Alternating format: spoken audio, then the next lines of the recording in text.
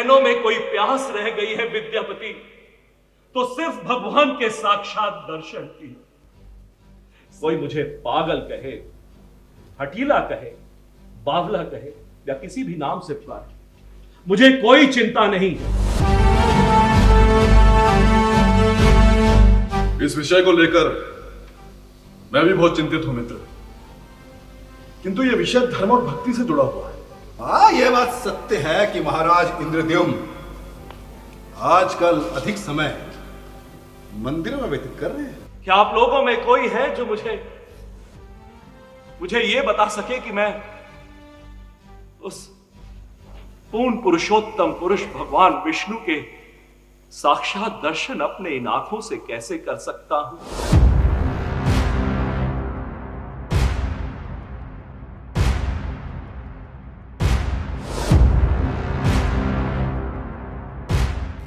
तुमने मुझे स्वयं कहा था कि ये भगवान की स्वयं की इच्छा है कि मैं यहां आऊं और उनकी सेवा भव्य विधि से करूं।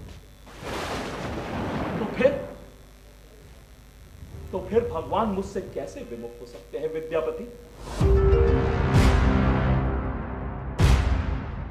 एक ब्राह्मण के साथ ऐसा करना अच्छा तो नहीं लग रहा है, लेकिन मैं भी शबरराज हूं, मुझे अपनी भक्ति को प्रमाणित करना है। भगवान ने अपने प्रति तुम्हारे प्रेम को बढ़ाने के लिए लीला की है। यदि उस शबर ने हमारा रास्ता रोकने की रत्ती भर भी चेष्टा की, तो उसे सर्वप्रथम मेरा सामना करना होगा।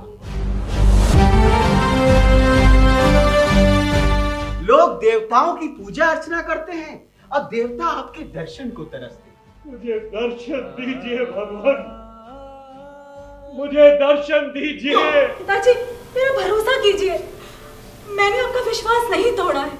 भला कौन आपके इस तमाल वृक्ष के भांति आनंद स्वरूप को देखकर आपके प्रति आकृष्ट नहीं होगा?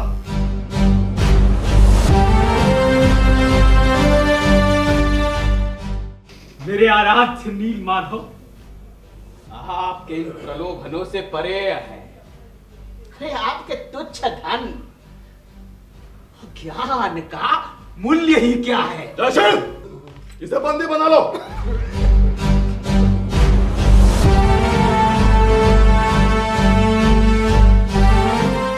ललिता, तुमने अपनी सेवा और उपासना से मेरा मन मोह लिया है। सच कहूं तो तुमसे मिलकर ही मैंने प्रेम का सही अर्थ जाना है। वैसे मैं तुम्हें कभी भी प्रभु के दर्शन के लिए नहीं लाता, क्योंकि ईश्वर चाहते हैं कि मैं ही उनकी सेवा करूं। ओ देखो मंदिर का कपाट खुलने वाला है। अब तुमको दिखेगा मेरे प्रभु का वो अद्भुत सौंदर्य। यदि तुमने उत्तर सही और शीघ्र नहीं दिया तो इसका परिणाम बहुत बुरा होगा। क्या तुम किसी के आध्यात्मिक आसक्ति की वस्तु चुराने का दंड जानना चाहते हो? उस दंड को भोगना चाहते हो? भगवान अपनी स्वेच्छा से ही प्रकट होंगे। आप उनके अवतरण के लिए उन्हें विवश नहीं कर सकते हैं।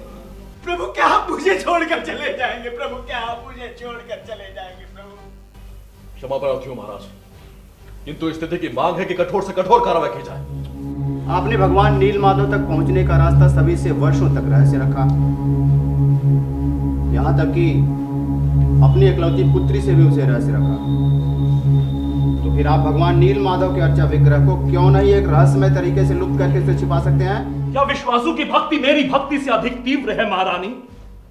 महाराज, आपके इस प्रश्न का उत्तर तो स्वयं भगवान या उनका कोई प्रिय दूत ही दे सकता है। राजन, मुझे भगवान के अर्चा विग्रह के निर्माण के लिए 21 दिनों की आवश्यकता है।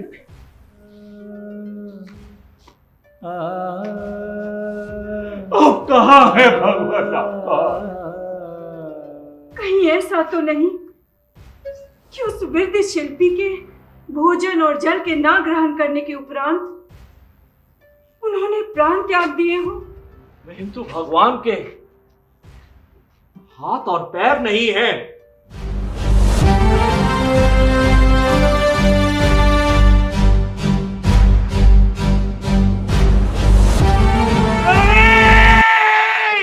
नहीं महारानी, साक्षात दर्शन करने की अभिलाषा मेरी थी। इसलिए भगवान की अर्चा विग्रह का उत्तरदायित्व भी मेरा है, केवल मेरा।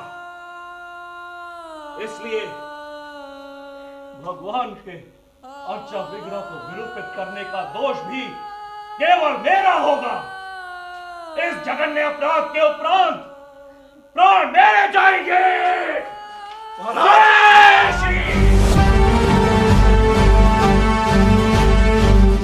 उनकी आंखें ब्रह्मांड का पान करती सी लगती हैं।